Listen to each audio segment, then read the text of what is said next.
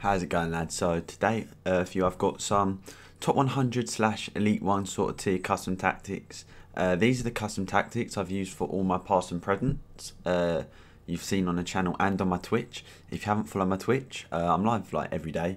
I've been live every day since, I don't know, like for the last 2 months or something like that. Usually around nighttime UK. But as you can see from here, last month we actually got 108 wins using these custom tactics out of 120. Bearing in mind, one of the weekends I stopped playing at 22 because I just couldn't be bothered, and that was before my past and present. So, I mean, I've still got the Brazil one to come out, which I need to edit. So, and once again, I apologise for that. I've been slacking on the YouTube upload, but like I said, I've been grinding on Twitch, and obviously with work and all the Corona stuff going on, it's all a bit mental at the minute. But I'll try and get that out when I can. I'll try to get out soonish, but I'll spoil it. We end up 29-1 again. So we went 28-2 with a Man United team using these custom tactics. We went 28-2 with the Man United, 29-1 with the France, and 29-1 with the Brazil with these custom tactics. And honestly, considering if you've seen the teams, there's aspects of them which are super meta, but there's other ones which are not meta at all. For example, like the midfield you'll see in the Brazil, it wasn't that good. It wasn't that good. But anyway, I need to still build my team. But these are the custom tactics I use. So what I always start with, no matter what, and I'll use them until I don't feel comfortable with using them in the game because my opponent's changed something up or he's upping the pressure a bit more, is 4-4-2, press on heavy touch, 7 depth. I like to have the team higher up the pitch. Now, if you're playing like a 4-2-2, I bump it up to 8. But the only reason I say that is because there's 2 CDMs. Obviously, you have 2 centre mids in the 4-4-2, whereas in the 4-2-2, you have 2 CDMs. I know they're pretty similar formations, but they're different in aspects, if that makes sense. But I just personally have been loving the 4-4-2. The 2 strikers. I've been having very aggressive midfielders like the last few weekends and stuff like. I like to have very attacking ones, for example, Pogba, Zidane, Marcelo, Firmino, Bruno Fernandes, Pogba, even Teemu Kante you can use as an attacker. I've already said Pogba, didn't I? You get what I'm trying to say there. You get what I'm trying to say. Just attacking mine in midfielders, but also kind of all-rounders at the same time. But then when it comes to the offensive, I just pretty much keep it on the default. 5 width, 5 players in the box. Now, what that will mean is it will be my 2 strikers and probably my left mid. For example, if I'm cutting it in on the right side, or it will be my 2 strikers and one of my attacking minded centre mids to get into the box. But even then, what you're mainly going to do when you're ever going to cross it, you're probably just going to ball row out and play it to the edge of the box, stuff like that. Corners, I just keep them free. Like I said, when it comes to corners and stuff, it's all preference. Obviously 4-4-2. So when it comes to instructions, I really don't do that much special. The only thing I'm going to really touch on in a bit more depth is what I do with my left centre mid. Now, both my fullbacks obviously have on stay back. Don't mess around with any of that. The wingers, I pretty much have them all on default. Sometimes if my wide players' work rates are a bit low or a bit poor, I'll put get into the box on them. But apart from that, I just keep them balanced because then I don't want them coming back too far, so they can't help me on the aggressive press. I like to have my team pretty high up the pitch, and the width and stuff. I mean, I don't really like playing about with it. I find it perfect on balance because then it kind of does a bit of everything, and a lot of the stuff like where you can have the getting behind sort of runs, you can manually trigger anyway. The only time like I'd maybe put stay forward on, let's say, a striker is if you have like a R9, for example. And obviously medium, low. You kind of want him to just, make sure he's further up the pitch. But someone like a high, low, like a Johan Cruyff, for example, you don't need to do anything for that. You can if you just want, if it makes you feel more happy with how it is. But personally, I don't bother. The right centre mid I have on stay back while attacking cover centre, and the left centre mid I have default for everything. I have default balanced attack. Because if I feel like if I put on get forward, he'll get forward all the time when I don't want him to, and he'll be dead by the end of the game. This is usually like a Paul Pogba for me at the minute. But I don't want him staying back because I like to be aggressive and I like to try and get these players on pitch. I like this left centre mid to essentially play a bit more like a cam role, like a lot further up the pitch, a lot more advanced. But I don't want, and the drop between defenders, man, just don't. Balance on the crosses, because again, I want him to only really make the run into the box when he should. I don't want him just bombing up into the box all the time. Interceptions as per, but the thing you're probably noticing is having cover wing. Now, why I do this, I played about with cover centre and cover wing in numerous games, all in competitive modes, against people in friendlies, against people in D1, over what is it, 2 100 skill rating, 2 200, 2 300, whatever. Like, cover wing on my left centre mid, I don't know what it is. I think it's to do with, say my left mid is out of position, for example, and my left centre mid will then go around and cover that wing role, so that if my opponent wants to do a quick RBY through ball down the line, he then comes around and covers it. And because I've got such an attacking-minded player, he'll already be up the pitch and be higher up to get the interception, if that kind of makes sense. Like I said, it's preference, but also it kind of he'll always be central regardless because he is a centre mid. So the cover wing really only does that if it's needed. If the left mid's already there, he's not then going to go and cover the wing. He's going to be central with your other centre mid. So in my opinion, it does both. It both covers the wing and covers centre. And I personally really like it. For example, as well, if your right centre mid's out of position and you want to then go and try and press him with your right centre mid or your right back or whatever, your right centre mid, because you have it on cover wing, I don't know why, will go across and you can then try and press him higher up essentially and pin him in.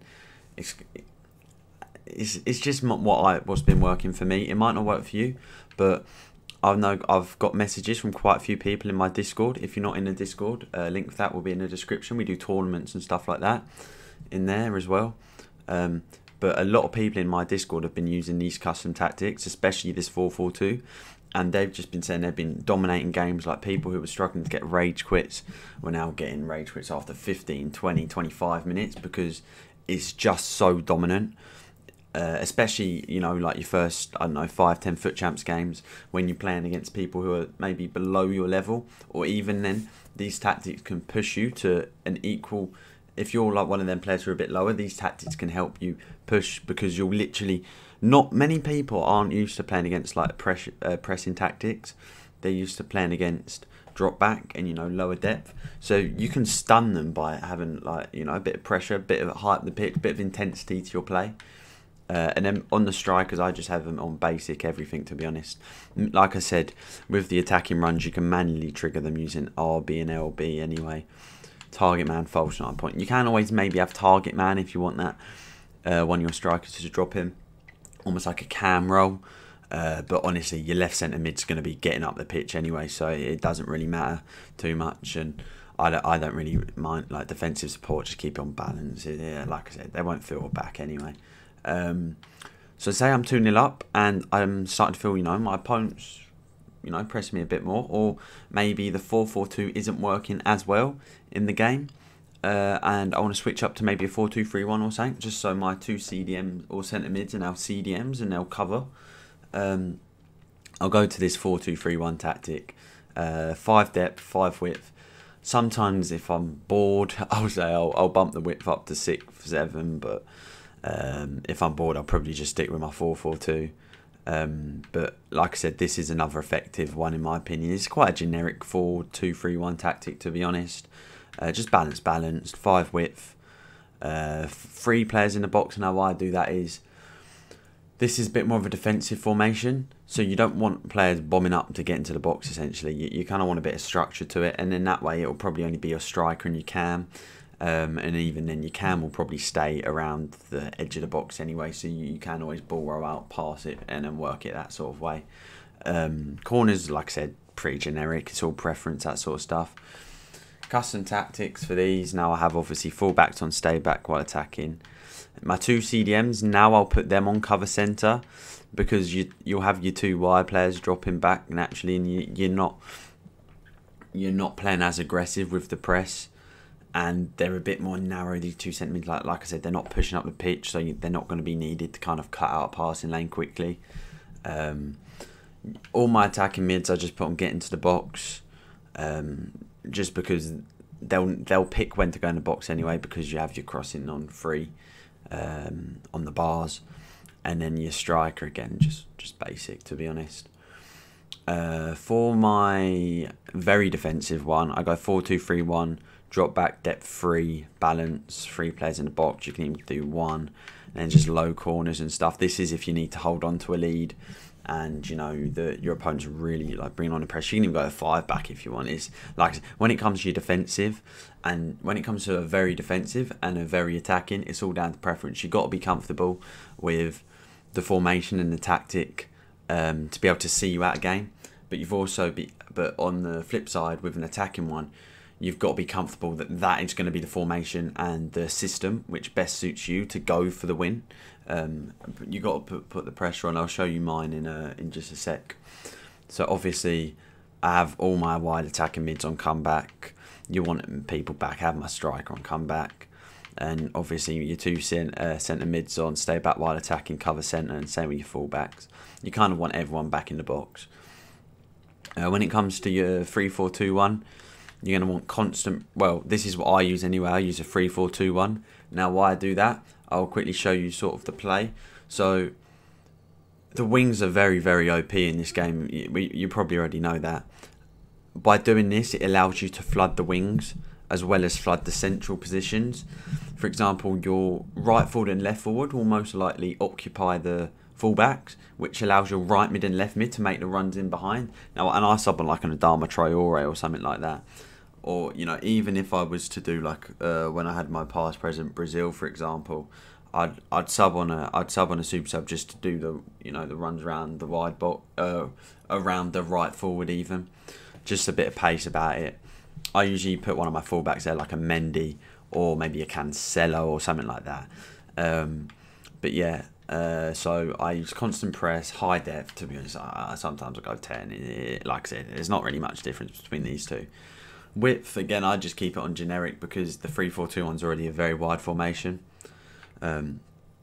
Balance, to be honest, again, you could use balance, you could use fast build up. Like I said, it's all about comfortable, but I feel comfortable with balance because you can essentially, with fast build up, you kind of have everyone run up the pitch, whereas with balance, you'll be able to at least, as much as you need a goal. I always say it's better to have 1 good chance than 5 bad. It's better to work that 1 good chance and it take maybe a minute or 2 extra than just rush loads of chances. Because that way you'll give you the best chance of getting a goal, essentially, won't it? If you're taking bad shots, like when you see screenshots on Twitter of God knows how many shots, instead of, or even after a game, when you see loads of shots, look at where the shots were taken from, for example, and like the situation, because each thing's different, isn't it? There's loads of variables to it. Like your opponent could have worked a good chance and then fair play, you deserved it, but you've gone up the other end and just taken like 25-30 yarders, you know, just to try and get a goal for the sake of it, and you know, hitting hopes and stuff like that. You got to kind of still work it regardless if you're 1 or 2 down, and that's what I feel most comfortable with, balanced. Corners 4-5, again preference. I just try and flood the box as well. When it comes to my, so obviously they'll all stay back. When it comes to my right mid and left mid, I just keep them on comeback, because then you essentially recreate a 5 at the back. It covers the flanks, because if you have these on stay forward, your flanks are exposed. You need these two to at least be on comeback to help support the defence, because as much as you want a goal, you also don't want to concede another at the same time, if that kind of makes sense.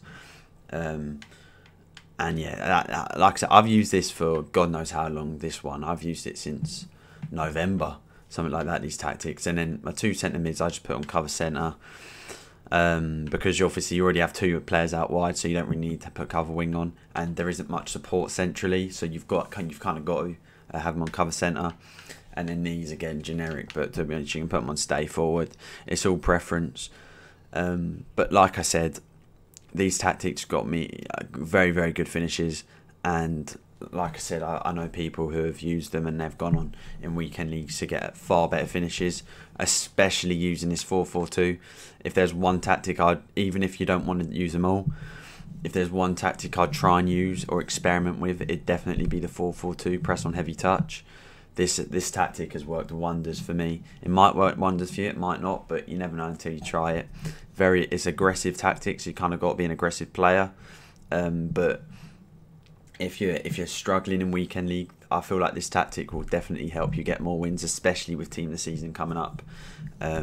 Obviously, I don't know if community is going to be in there, but regardless, come Premier League, La Liga, stuff like that, you're going to want to get your best finishes for the Reds, and even if you're pushing for the elite team of the week packs and stuff like that.